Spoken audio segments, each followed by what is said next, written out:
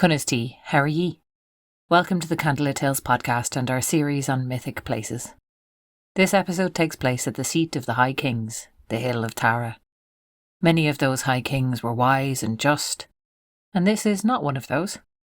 This is a story of the Revenge of Sín. If you are in the Dublin area, we are playing a game in Tallaght for Cruinniú na nÓg this Saturday the 11th of June. And we are recording a live podcast with storytelling and conversation in the Lighthouse in Dunleary on the 22nd of June. There are still tickets available for both, and the links are in the show notes. This podcast is brought to you by our supporters at Patreon. You can join them over at patreon.com/candlelittales or make a one-time donation to the PayPal button on our website. Like, share, and above all enjoy. And for now, Aron, tell us a story.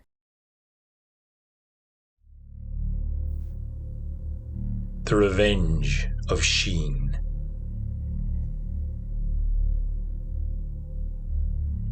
The king of all Ireland at the time was a man named Mythic Places. Tall and dark-haired, yet a heavy beard and always a wandering, searching eye.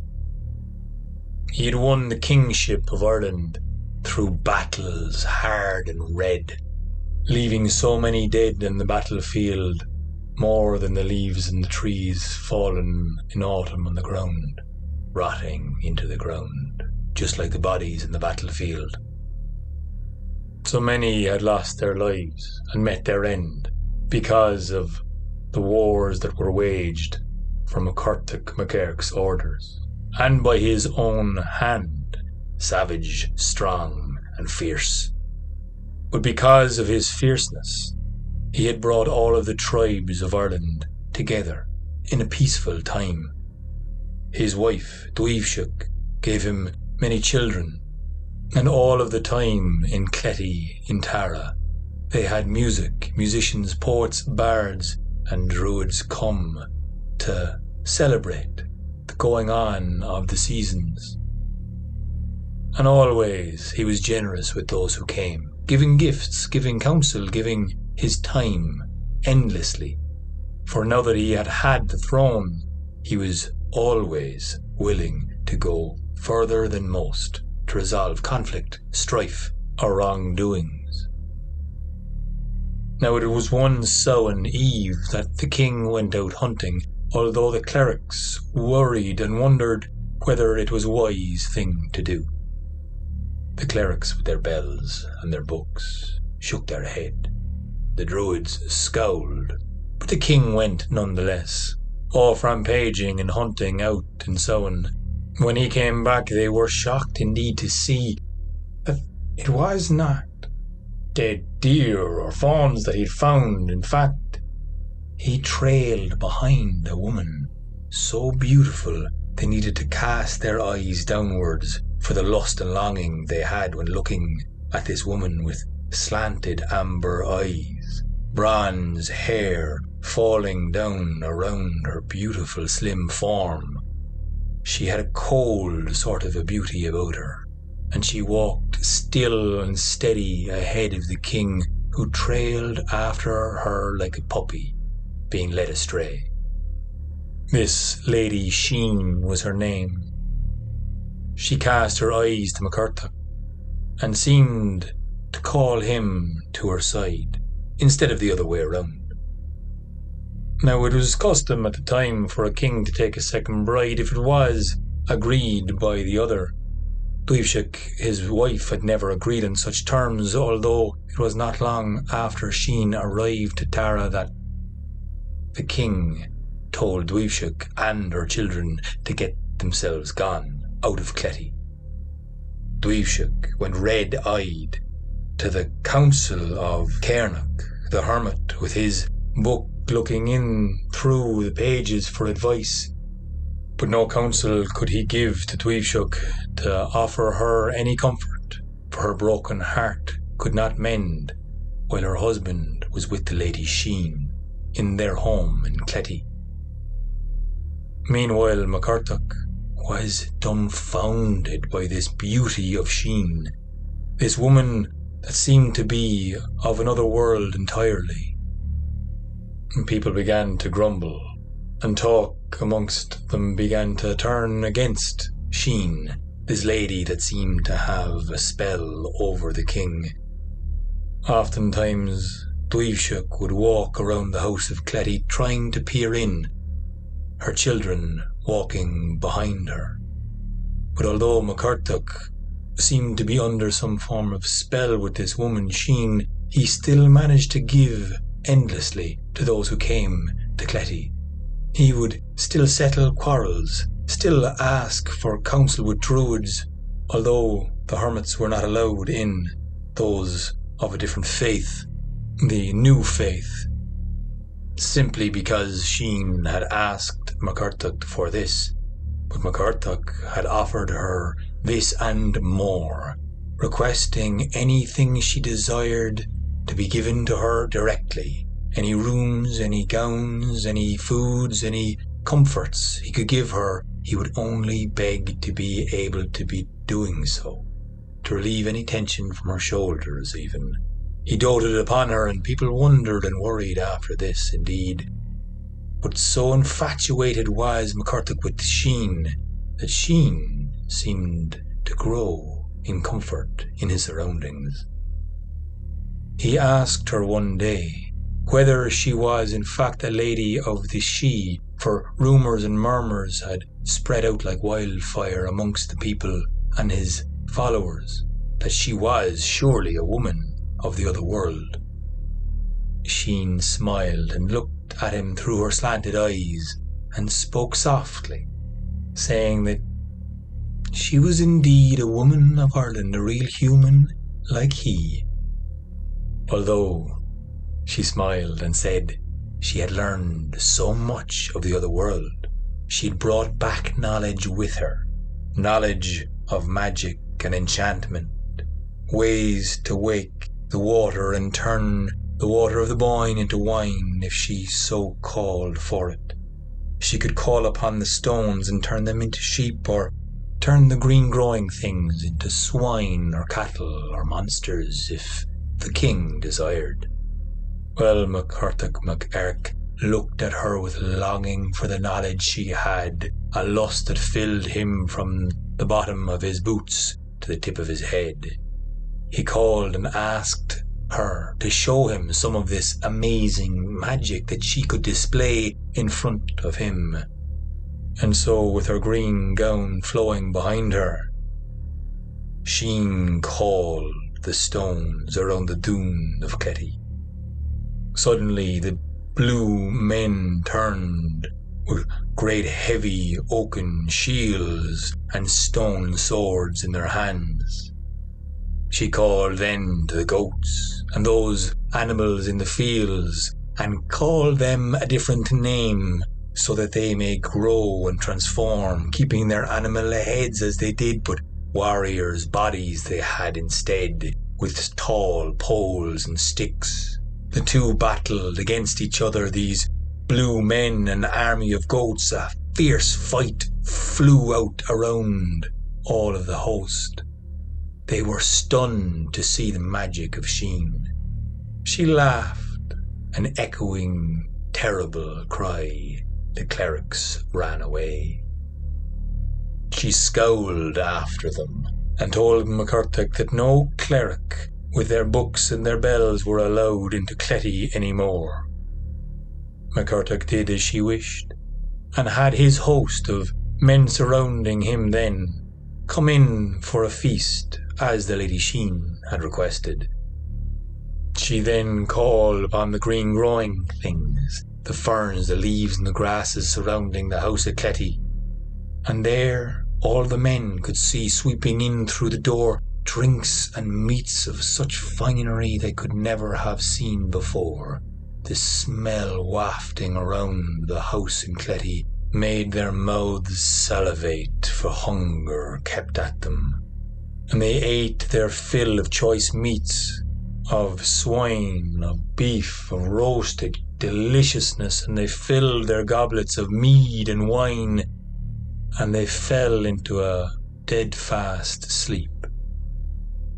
When they awoke, the king felt weary and unrested. getting no sustenance from the meal before, or that was the way it seemed. Weak and weary he went towards Sín, McCarthaigh begging for some form of help, knowing he was in a daze, confused by the surroundings, but hearing no battle. He saw this lovely lady leading him away. As her eyes were cast down, she muttering words, she pointed out the window. And there he saw a great battalion of blue men, charging at monsters, demons and goblins, an army, a horde surrounding the entire place at Cletty. All of the hills surrounding Tara seemed to be alight, and so the king went in towards his men and gathered up their arms and called for a great battle now to be had. They went and fought against these blue men and demons with animal heads. And when they came back in the evening, with the sun setting, the army seemed to disappear, and their weakness was way more amplified as Sín now supplied a great feast. Their memory of the day before seemed to trickle away, and Sín, her eyes downcast, a darkness over her, a sadness, some form of grief, as she let McCarthaigh eat his fill and fall into a great and heavy sleep once more. But confusion was in her, and when McCarthaigh woke, he saw, lying next to him, the Lady Sín. She kissed him softly on the cheek and walked away. He tried once more to grab after her gowns flowing and flickering in between his fingers. And once more a battalion of blue men seemed to surround the house of Cletty, and animal-headed monsters growled fiercely, banging shields with weapons. McCarthaigh should have known that this was created by Sín. She had called the rocks, the ferns, the trees and green growing things to become this angry mob, an army. But he was blinded by her spell, and so were the men surrounding him then. Anyone onlooking from around the hills of Tara saw no such spell, only seeing the king wage out in some form of strange training they could only imagine, as they fought against an invisible host. Taoiseach cried for her husband's sanity. The clerics prayed to an almighty power to clear the head of the king, but those trapped inside Cletty had no reasoning for this, for they were urgently fighting, panic-stricken, until the sun would set, and they would feed themselves full with imaginary food and fall fast into sleep, waking much more weary on the third day now. Sín rose early as the sun rose, shining its sharp shining light onto the landscape around her. She raised her red flowing hair, ever turning greyer in the despair of these days that continued to take a tax upon her she did not know she was giving. But she called for the sigh inside her to change the wind flowing around. She named the winter storm, and she called her own grief then a different name as she turned it and moulded the rocks, the mounds, the stones, the water in the river to become weapons, an angry mob. Battalions of beasts formed, carrying great weapons towards one another. A fight rose out as the water in the river of Boyne blew into fire, and so too did the clouds flow down fire from the skies. McCarthaigh woke with a sharp, angry bellow. Now knowing that battles were surrounding him, he looked around to see fire on all sides of him, and Sín standing in the doorway. But weapons were pointing inwards, and he called for her. She simply turned away. Enchanted fire were around the hills, and enchanted beasts were fighting with blue men and green goblin-like creatures, but inside of Cletty she lit the fires. Hot flames flickered at her fingertips, and she saw the flames lick the walls surrounding the holes. And so McCurtach MacEirc came in to hear the sound of battle surrounding him. He took his weapons, but the doors were blocked by barreling flames flickering past him, blowing up into huge bursts of fire. He surrounded himself by wood and tables. He fought with them furiously as if they were the enemy too, his mind lost in desperation, urgency taking over every inch of his body as he fought against doors, wood frames, panels that bared flames, fighting against them as if they were his enemies. And he fought so fast and deadly that he was fighting now to save his own life, but he knew he could not fight for much longer. He went down to the cellar where the flames were licking the ceiling and spreading out and around. So hot and furious were these flames, he threw himself into a great cask of wine. He did not know the Lady Sín was watching. The Lady Sín, surrounded in her invisibility cloak, watched until the flames grew too hot for her, and she left and ran away to watch the house of Cletty fall down in a tumble of flames. Everyone who had watched simply thought the king had set a candle lighting at night. Those men who had been fed the enchanted food, their heads woke as if dazed and confused. No memory of the last 3 days lasted. Only fleeting images flickered past their mind's eye. Dubhsach and Cernach the hermit went to find McCurtach MacEirc. The great king would surely be within the halls. They found him in the barrel of wine, with his head sticking out, burnt badly. In fact, his body was submerged in the wine so that he had drowned and been burned, in 2 ways of killing and being killed. Dubhsach buried him with all of the regal finality of any great king. And the songs were sang. Poets, musicians, they told the stories of his great deeds and battles won in days gone by. And she wept to see her husband lowered to the ground. The clerics said their prayers, tolling of bells was heard. And then suddenly they saw the Lady Sín walking towards them. Her red hair only now at the tips, the rest turned grey at her fringe. Her pale skin and slanted amber eyes were full of tears. They asked the Lady Sín why she had done such terrible things to the king. She spoke softly and meekly. She said that her family and father, her mother, her siblings, had all been killed by McCurtach and his men. When she was just a little girl, she had seen a terrible battle. This was before the tribes of Ireland were governed under a peaceful rule that McCurtach had dealt. She had only seen McCurtach MacEirc as a terrible angry man who had bared down on her family and ruined her chances of happiness by destroying all of her loved ones. And so she had sworn revenge. She had sworn to learn all of the magic ways so that she could come back one day and destroy the man that had destroyed her life.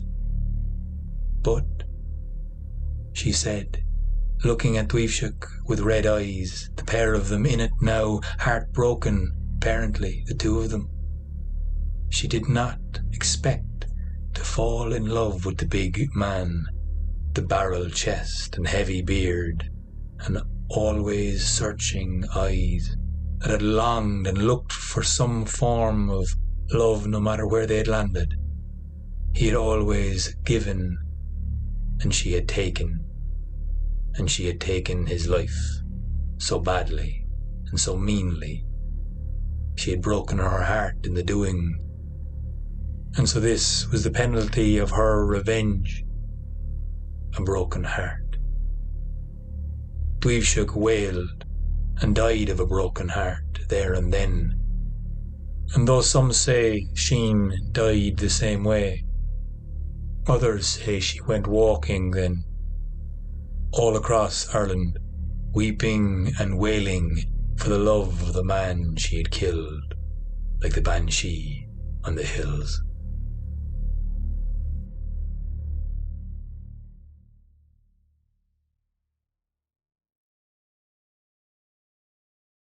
This podcast was produced and edited by Oisín Ryan and Alan Holman. You can find out more about us on our website, candlelittales.ie. And we're on all social media, so like and follow us on Facebook, Instagram and Twitter at Candlelittales, or send us a message or get onto our mailing list. For more videos and live streams, like and subscribe to our Candlelit Tales YouTube channel, which now has a Candlelit Tales for Kids playlist, #candlelittalespodcast. Liking and subscribing to our channel really helps us grow and get to more people. And if you're able to give us more direct support, you can chip in a few bob at patreon.com/candlelittales, or make a one-time donation through the PayPal button on our website. We also do really like to hear back from you with your questions and requests, so please feel free to contact us directly or leave your question in the comments section below, because what we really want to do is get these stories out there, share them with as many people as possible, so anything you can do to help, we really appreciate. And we really appreciate you listening. Go Mila Margaret.